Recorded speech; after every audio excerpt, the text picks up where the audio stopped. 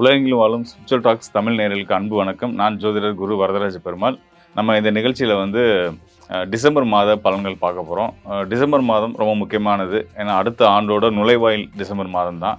2026ஆம் ஆண்டை நம்ம ஆண்டு முழுவதும் எப்படி சிறப்பாக நம்ம வந்து மகிழ்ந்து கொண்டாட போகிறோம் அப்படின்றதுக்கான ஒரு அடையாளம் இருக்கக்கூடிய காலகட்டம் வந்து இந்த டிசம்பர் மாதம் தான். இந்த 30 நாட்களும் தான்.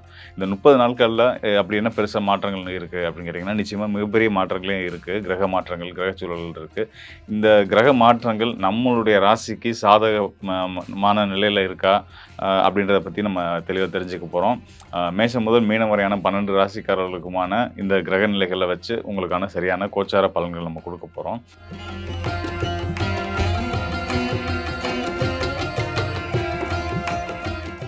கும்பராசிக்காரர்களுக்கு இந்த டிசம்பர் மாதம் அற்புதமான யோக பலன்களை கொடுக்கக்கூடிய சிறப்பான ஒரு மாதமாக இருக்க போகுது. இந்த மாதம் முக்கியமானது. டிசம்பர் மாதம் ரொம்ப முக்கியமானது. இந்த மாதம் வந்து நம்ம எடுக்கக்கூடிய முயற்சிகள் எல்லாமே வந்து உங்களுக்கு அடுத்து வரக்கூடிய 2026ஆம் ஆண்டில் நிறைய விதத்தில் பிரதிபலிக்கும். ஸோ அந்த வகையில் நல்ல நல்ல முயற்சிகள்லாம் எடுத்து கண்டிப்பான முறையில் 2026ஆம் ஆண்டை சிறப்பாக கொண்டாடக்கூடிய ஒரு நபராக நீங்கள் இருக்க போகிறீங்க. 2026ஆம் ஆண்டு அப்படின்னா முதல் நாளில் இந்த முதல் மாதம் ஜனவரி கிடையாது, ஆண்டு முழுதுமே நான் சொல்கிறேன். அதுக்கு அடுத்து வரக்கூடிய காலத்துக்குமே சரி, இந்த டிசம்பர் மாதம் மிகப்பெரிய அடித்தளம் அமைச்சு தரப்போகுது கும்பராசிக்காரர்களுக்கு அப்படின்றத சொல்ல முடியும். காரணங்கள் இருக்குது. என்ன காரணம் அப்படின்னா, தர்மகர்மாதிபதி யோகம் வந்து மாத துவக்கத்திலே உங்களுக்கு கிடைக்க போகுது. தர்மகர்மாதிபதி யோகம் அப்படின்றது சிலருக்கு தெரிஞ்சிருக்கும், சிலருக்கு தெரியாது. தர்மகர்மாதிபதி யோகம் இருக்கிறவங்களுக்கு தான் வந்து பார்த்திங்கன்னா நிறைய சம்பாதிக்க முடியும். சின்னதாக ஆரம்பிக்கக்கூடிய தொழிலாகட்டும், சின்ன வேலைக்கு போனாலும் சரி, அங்கே ஒரு பெரிய கௌரவத்தை அடைகிறதாகட்டும், பெரிய பொறுப்புகளுக்கு வரதாகட்டும், இது எல்லாத்தையுமே கொடுக்கக்கூடியது தர்மகர்மாதிபதி யோகம் தான். சின்ன முதலீட்டில் ஆரம்பிக்கப்பட்ட தொழிலை வந்து பெரிய நிறுவனமாக, பெரிய ஒரு தொழில் கூடமாக மாற்றக்கூடிய அமைப்பு வந்து தர்மகர்மாதிபதி யோகம் இருக்கவங்களுக்கு கண்டிப்பான முறையில் நடக்கும். இது எப்போ செயல்பட போகுது உங்களுக்கு அப்படின்னு பார்த்தீங்கன்னா, நம்ம கும்பராசிக்காரர்களுக்கு தொழில்காரகன் யார் அப்படின்னு கேட்டிங்கன்னா செவ்வாய். இந்த செவ்வாய் வந்து டிசம்பர் 6ஆம் தேதி தனுசு ராசிக்குள்ள வரப்போறாரு. 10ஆம் இடத்து அதிபதி 11ஆம் இடத்துக்கு வரப்போகிறது தான் தர்மகர்மாதிபதி யோகம்.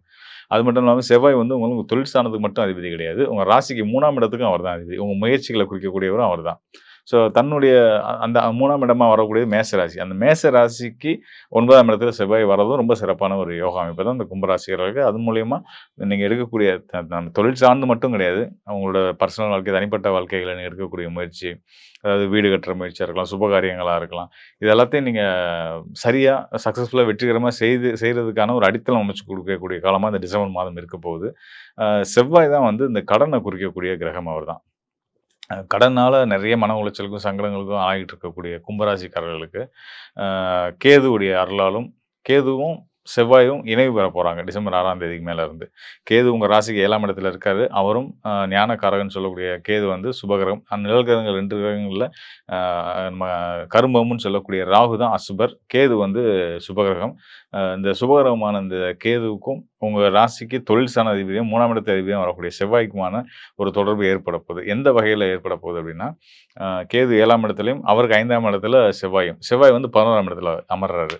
இந்த 7-11 தொடர்பு அப்படின்றது வந்து பார்த்திங்கன்னா எல்லா வகையிலும் குடும்ப ஒற்றுமை, தொழிலில் பார்ட்னர்ஷிப்புக்குள்ள நல்ல ஒரு ஒற்றுமைகள் ஏற்படுறது, நல்ல ஒரு அண்டர்ஸ்டாண்டிங், புரிதல் வர்றது.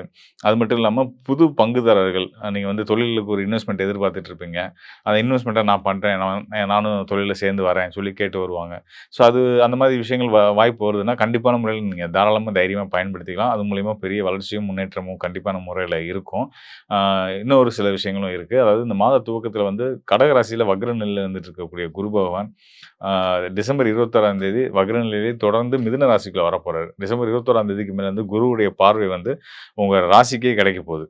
இப்போ வரைக்கும் அவர் தொழில் ஸ்தானத்துக்கு பார்வை கொடுத்துட்ருக்காரு. 6ஆம் இடத்துலேருந்து தொழில் ஸ்தானத்துக்கு பார்வை கொடுத்துட்ருக்காரு. அந்த 6-10 தொடர்பு அப்படின்றது ரொம்ப சிறப்பான அமைப்பு தான். அதுலேயும் கடகராசியில் குரு உச்சம் அப்படின்றது நீங்கள் தெரிஞ்ச விஷயம் தான் உங்களுக்கு. ஸோ அந்த உச்ச நிலையில் வக்ர நிலையில் இருந்துட்டு இருக்கக்கூடிய குரு பகவான் டிசம்பர் 21ஆம் தேதி வந்து பார்த்திங்கன்னா மிதுன ராசிக்கு வந்து தன்னோட சொந்த ராசி நட்சத்திரமான புனர்பூசத்தில் அமர போகிறாரு. இது ஒரு சிறப்பான யோகம். ஏன்னு கேட்டிங்கன்னா 5ஆம் இடத்துல குரு வந்து அமர்ந்து அவருடைய பார்வை வந்து நேராக ராசிக்கு கிடைச்சிரும். ராசிக்கு குருவுடைய பார்வை கிடைச்சிடுறது வந்து ரொம்ப சிறப்பான அமைப்பு. உங்கள் ராசியில் இன்னொரு சில முக்கியமான விஷயங்கள் இருக்குது. ராசியில் வந்து சனியும் ராகுவும் இணைவு பெற்று நிற்கிறாங்க. அது வாக்கிய கணிதப்படி சனி வந்து உங்கள் ஜென்ம ராசியில் தான் இருந்துகிட்ருக்காரு. இந்த சனிக்கும், இந்த ராகுக்கும் குருவுடைய பார்வையும் கிடைக்க போகுது. ஸோ இது வந்து ரொம்ப சிறப்பான யோகம். சனி, ராகு மற்றும் குருவுடைய பார்வைன்றது வந்து தொழில் சார்ந்த வெற்றி, தொழிலாளர்கள் மூலியமா நல்ல ஆதாயங்கள் இதெல்லாம் கிடைக்கிறதுக்கான நீங்களே ஒரு நிறுவனத்தில வேலையில இருக்கீங்க அப்படின்னா, உங்க மூலியமா உங்களுடைய நிறுவனத்துக்கு நல்ல ஒரு பேரும், புகழும், நல்ல ஒரு வருமானமும் ஏற்படுறதுக்கு நீங்க முக்கிய காரணியா இருந்தீங்க அப்படின்றத வந்து நிறுவனம் புரிஞ்சுக்கிறது அளவுக்கு ஒரு சிறப்பான விஷயங்கள் உங்க லைஃப்ல நீங்க செய்ய போறீங்க அப்படின்றத தெரிஞ்சுக்கங்க. அதுபோல மாதம் முதல் தேதி வந்து ரொம்ப முக்கியமானது. இந்த டிசம்பர் மாதம் முதல் தேதி வந்து எப்படி ஆரம்பிக்குதுன்னா, மிகச்சிறந்த ராஜயோகத்தோட தான் ஆரம்பிக்குது நம்ம கும்பராசிக்காரர்களுக்கு. உங்களுடைய ராசிக்கு 6ஆம் இடத்துக்கு அதிபதியான சந்திரன், கடகராசி அதிபதியான சந்திரன் வந்து உங்க ராசிக்கு 2ஆம் இடமான மீன ராசியில இருக்கும் நிலையில இந்த மாதம் துவங்குது. ஸோ அதே ஒரு சிறப்பான யோகம் தான். சந்திரன் வந்து வளர்பிறை சந்திரனா வந்து தனஸ்தானத்தில் அமர்றார். உங்க ராசிக்கு தனஸ்தானமான மீன ராசியில் அமர்ந்து ஆரம்பிக்குது. அந்த நாள் முதல் நாள் வந்து விவாக முகூர்த்த நாளாவும் அமைஞ்சிருக்கு. ஏகாதசி திதியிலயும் வருது. அதே ஒரு சிறப்பான விஷயம் தான். அது போக டிசம்பர் 25ஆம் தேதிக்கு மேல ஒரு நல்ல ஒரு முக்கியமான மாற்றம் இருக்கு. கும்பராசிக்கு யோகாதிபதின்னு சொல்லக்கூடிய புதன் உங்க ராசிக்கு 11ஆம் இடத்துக்கு வரப்போறாரு. 11ஆம் இடத்துன்ற இடம் அப்படின்றது வந்து பார்த்தீங்கன்னா தனுசு ராசி.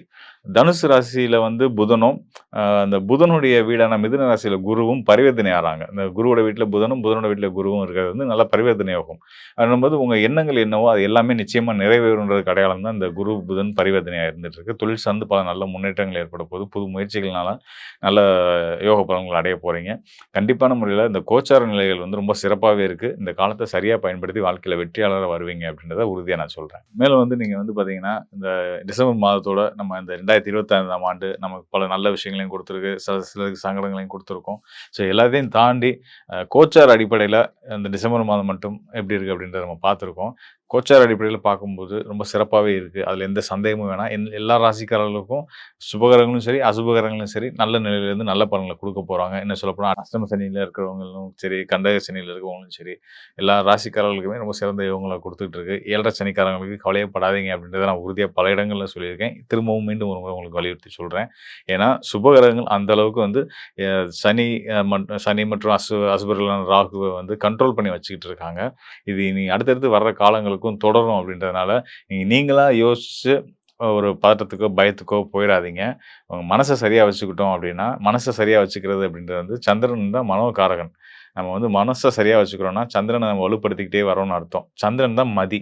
நம்மளோட விதி என்னவா இருந்தாலும் சரி, நம்ம சந்திரன சரியா பயன்படுத்திக்கிட்டோம், மனச சரியா நம்ம வச்சுக்கிட்டோம் அப்படின்னா, எந்த தோஷங்களையும், எந்த பிரச்சனைகளும், எந்த கிரகங்களுடைய தீய அ த தன்மைகளையுமே வந்து நம்ம சமாளிச்சு, நம்ம வாழ்க்கையில மிகப்பெரிய வெற்றிகள் அடைய முடியும் அப்படின்றத நான் சொல்ல விரும்புறேன். அ அதனால வந்து சந்திரனோட அதாவது மனசோட நிலை ரொம்ப முக்கியம். கோச்சாரம் அப்படின்றது வந்து சந்திரன் அடிப்படையா வச்சு சொல்லக்கூடிய பலன்கள் தான். அந்த வகையில உங்களுக்கு டிசம்பர் மாதமும் சிறப்பாவே இருக்கு. இனி அடுத்தடுத்து வர்ற காலங்களும் உங்களுக்கு வந்து ரொம்ப சிறப்பாவே இருக்கும். எல்லாத்துக்குமே ரொம்ப சிறப்பா இருக்கும் அப்படின்றத நான் வந்து சொல்ல விரும்புறேன். உங்களுக்கு வந்து பார்த்தீங்கன்னா அசுபர்களும் சரி, சுபர்களும் சரி, நான் முன்னாடி சொன்ன மாரி நல்ல பலன்கள நெறைய பேத்துக்கு குடுத்துருக்காங்க. அதுபோக சங்கடங்களும் சிலர் ஃபேஸ் பண்ணியிருப்பீங்க. அ அதெல்லாம் வந்து இனி வரக்கூடிய 2026ஆம் ஆண்டுல இருக்காது அப்படின்றத என்னால உறுதியா சொல்ல முடியும். எத வச்சு அப்படி சொல்றீங்க அப்படின்னு கேட்டீங்கன்னா, 2026ஆம் ஆண்டு குருவுடைய நிலை ரொம்ப ரொம்ப சிறப்பா இருக்க போகுது. ஆண்டு கிரகங்கள்னு சொல்லக்கூடிய சனி, ராகு மற்றும் குரு ரொம்ப முக்கியமான கிரகங்கள். கோச்சார நில பலன்கள் சொல்லும்போது. ஸோ அந்த வகையில குரு வந்து மிதுனத்தில இப்ப வக்ரம் அடைஞ்சு மிதுனத்தில வந்து வரப்போறாரு. வந்துட்டு திரும்ப அவர் வந்து அ மார்ச் மாதம் வந்து கடகராசிக்கு வந்துருவாரு. கடகராசி வந்து குருவுடைய உச்சம் பல உச்ச குரு வந்து முழு சுபகிரகம். அவர் உச்ச பலம் பெறக்கூடிய ஒரு ஸ்தானம் வந்து கடகராசி தான்.